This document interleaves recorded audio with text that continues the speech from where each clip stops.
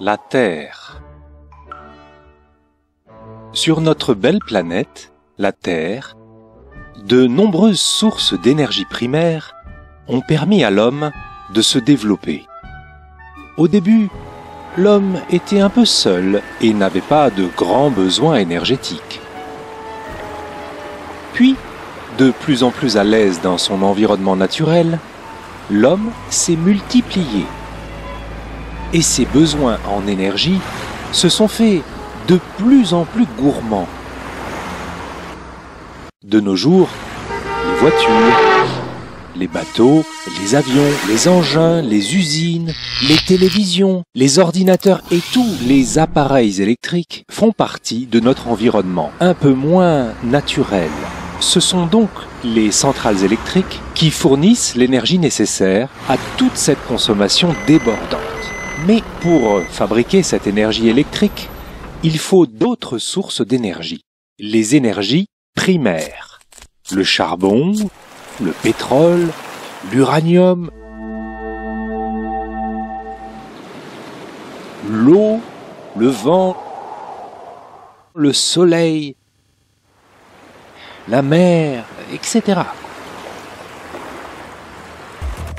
Plus la consommation d'électricité augmente, plus le nombre de centrales électriques augmente. Et plus il faut puiser dans les sources d'énergie primaires. Certaines sources d'énergie primaire se trouvent dans des pays très lointains, et cela a un prix. Ces sources d'énergie fossile polluent notre atmosphère quand on les transforme en électricité. Cela laisse des traces. D'autres sources d'énergie, les énergies renouvelables, par contre, sont disponibles tout à côté. C'est donc bien pratique. Mais souvent, on les néglige car elles sont nouvelles et elles coûtent très cher, dit-on, à exploiter au départ. Cependant, les énergies fossiles deviendront un jour si rares et si chères à leur tour que l'homme, qui réfléchit intelligemment, devra bien s'intéresser à ces énergies renouvelables qui ne sont pas si nouvelles ni si chères et qui ne polluent pas. Certes, les villes et les villages peuvent imaginer une nouvelle façon de vivre en construisant des usines, des véhicules et des appareils qui consommeront moins d'énergie.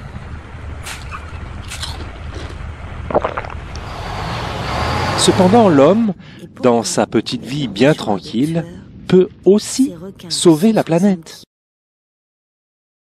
Il y a des tas de gestes auxquels on ne pense même plus. Éteindre la lumière, débrancher un ordinateur, un micro-ondes, un fer à repasser, une télévision, en baissant simplement sa consommation d'énergie, l'homme ferait baisser sa facture, mais plus intelligemment, il sauverait la planète.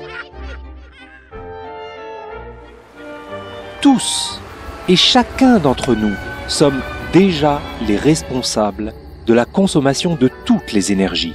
Alors, saurez-vous faire les bons gestes pour préserver notre belle planète, la Terre ?